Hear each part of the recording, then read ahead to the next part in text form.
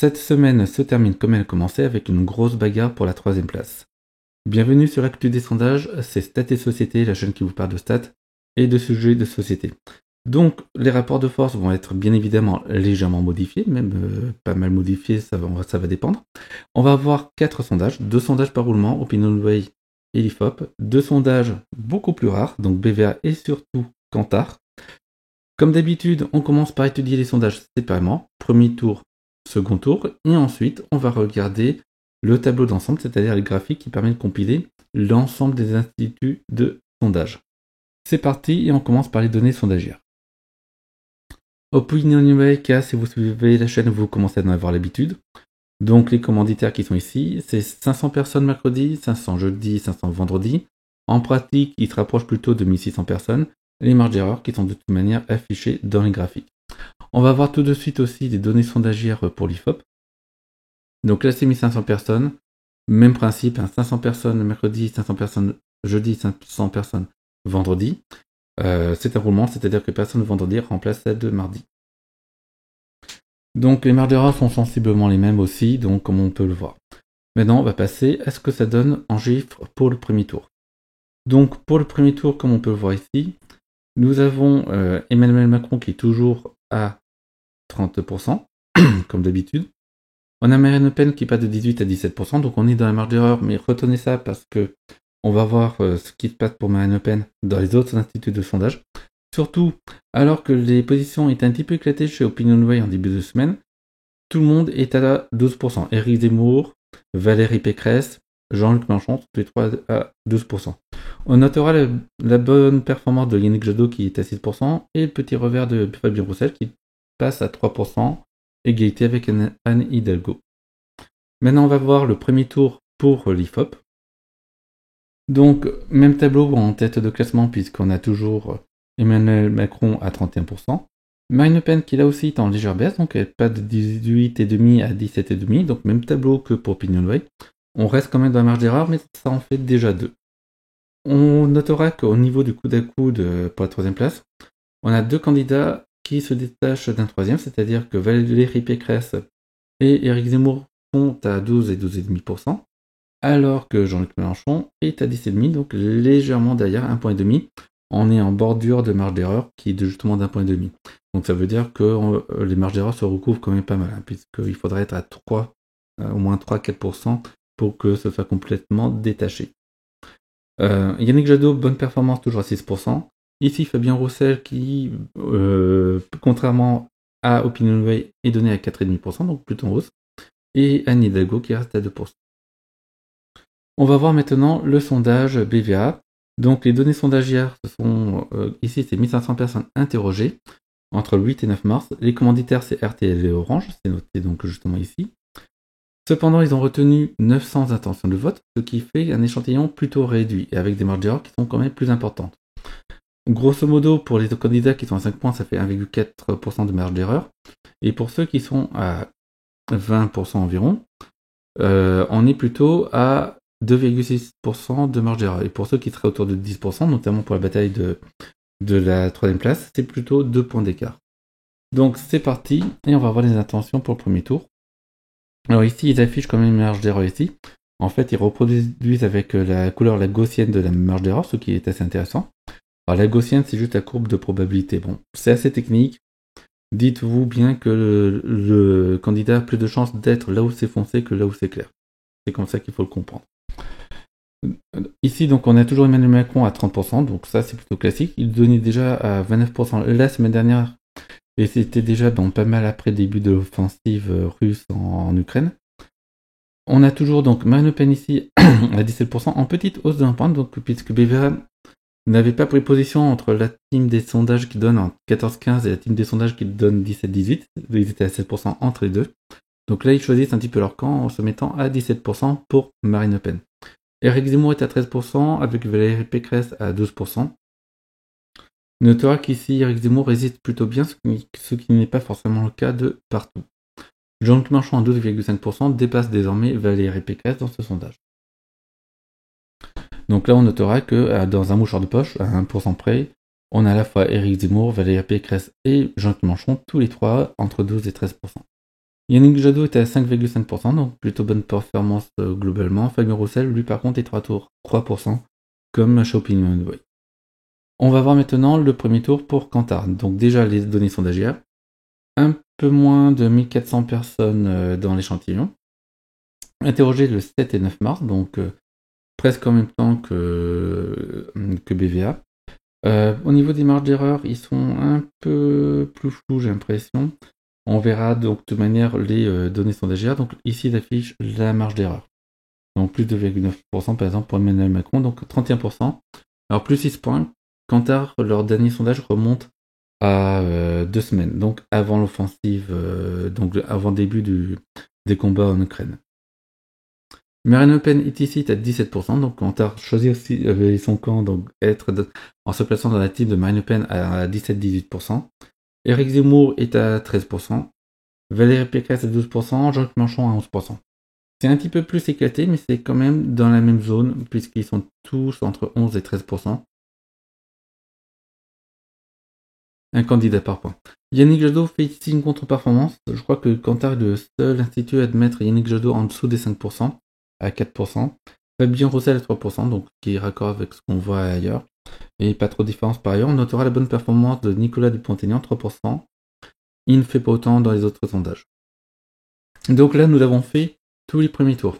Kantar ne fait pas les seconds tours, donc on va arrêter sur Kantar. Et on va passer au second tour selon BVA. Oui, il faut scroller pas mal. Donc 59-41%, donc presque comme la semaine dernière où c'était à 60-40%. Pour Emmanuel Macron contre Marine Le Pen. Grosse différence bien sûr, et le conflit en Ukraine a augmenté cette différence. Emmanuel Macron contre Éric Zemmour, donc 66-34%, donc c'est là encore une très très grosse différence.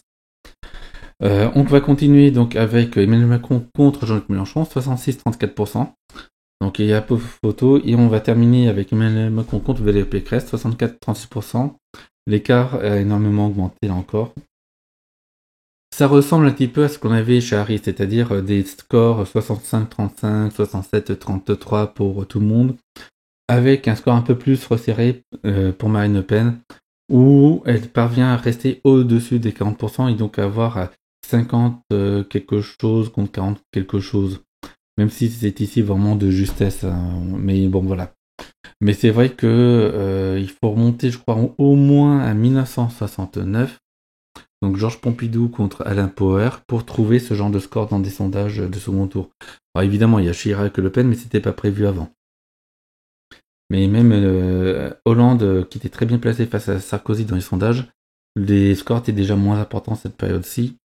Et Mitterrand face à Chirac, là encore Mitterrand était très bien placé, mais c'était pas autant non plus. Voilà. Donc là je parle de 88 pour Mitterrand face à Chirac, bien évidemment. On va voir ce qu'il en est pour l'IFOP.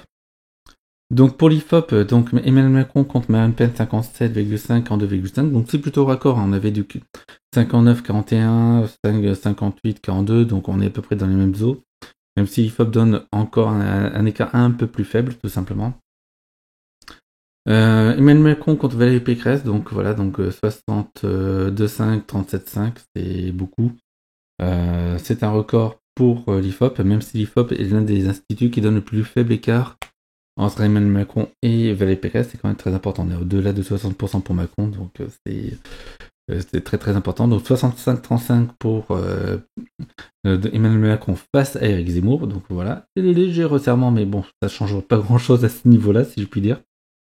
Et pour Jean-Luc Mélenchon, 66-34%, donc toujours très très fort écart. Donc alors encore le commentaire le même, hein, c'est du jamais vu pratiquement.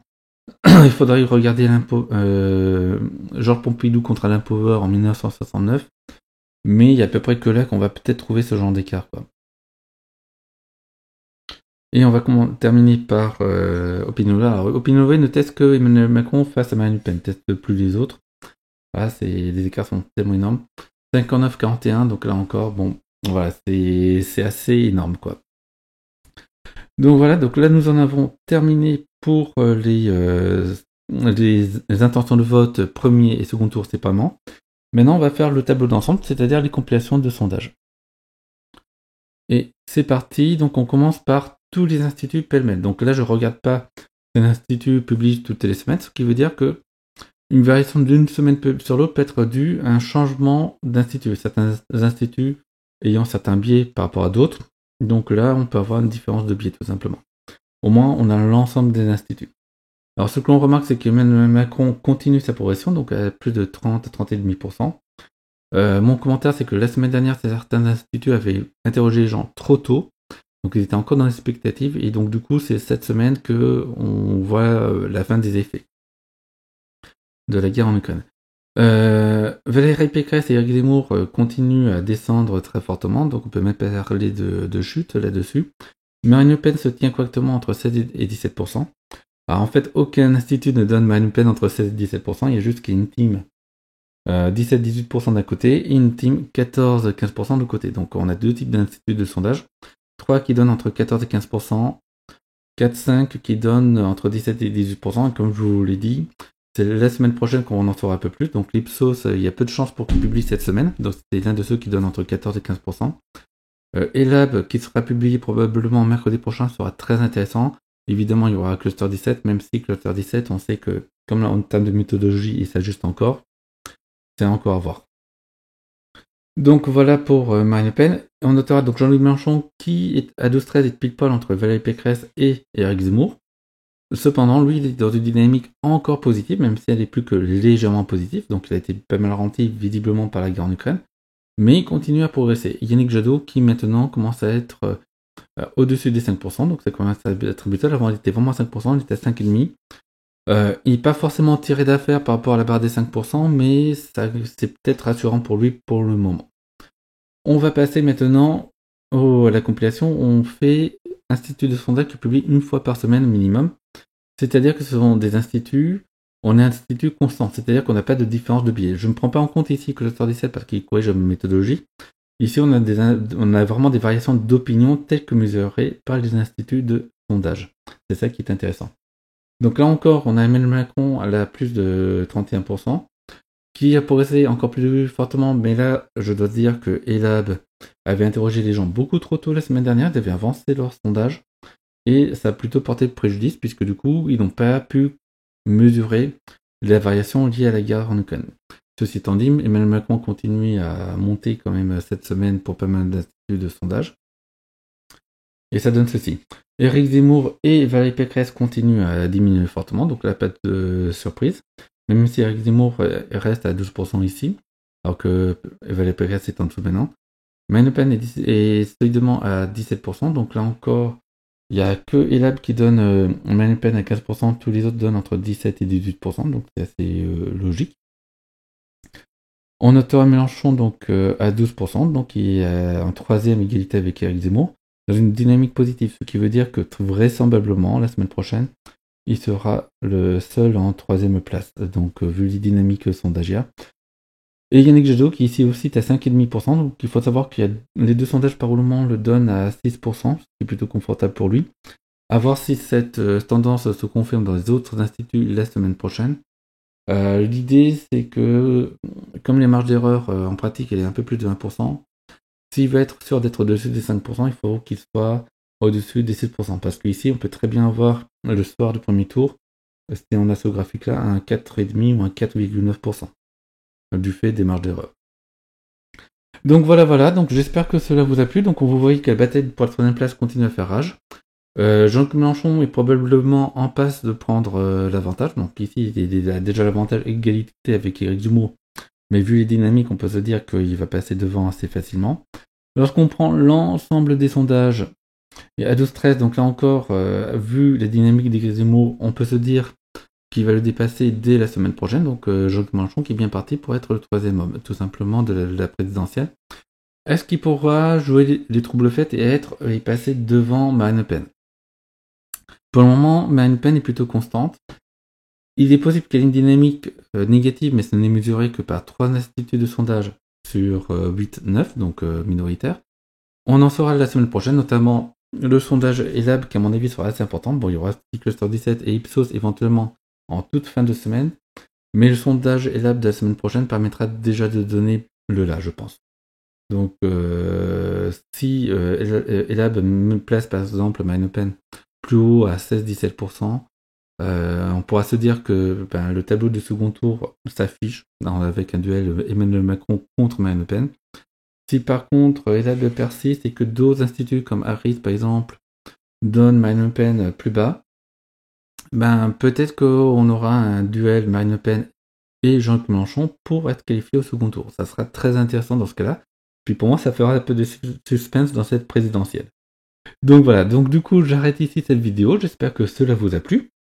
N'hésitez pas à vous abonner, à commenter et à liker. Partagez la vidéo, notamment pour que chacun puisse avoir un tableau d'ensemble, puisque en général, les gens aiment bien voir les sondages qui leur font plaisir. Alors c'est vrai que c'est pas bon pour moi parce que ça veut dire de potentiels haters. Mais moi ici, c'est vraiment le tableau de tous les sondages qui respectent la méthodologie qui est déjà éprouvée. Il y a beaucoup d'autres instituts, entre guillemets, qui publient des sondages qui font plus plaisir à tel ou tel autre candidat, forcément, mais là, on est plus dans un business, en fait, que dans un sondage. Enfin, un business pour rassurer des personnes, voilà. Je vais pas aller plus loin, mais c'est le cas à chaque élection maintenant. On a des instituts qui sortent un petit peu, qui ne font pas de sondage souvent, mais qui sortent un petit peu durant la présidentielle et qui donnent des sondages qui, entre guillemets, vont rassurer certains candidats et ça peut être un bon business, en fait. Malheureusement, bon, voilà, c'est un commentaire qui est peut-être un peu dur, ça n'a rien de personnel. Lorsqu'on connaît un petit peu comment fonctionne le marketing, il y a forcément ce genre de marché qui existe et il y a forcément des petits malins pour le prendre. Allez, je vous souhaite une bonne après-midi et je vous souhaite un bon week-end. À ciao, bye bye, au revoir.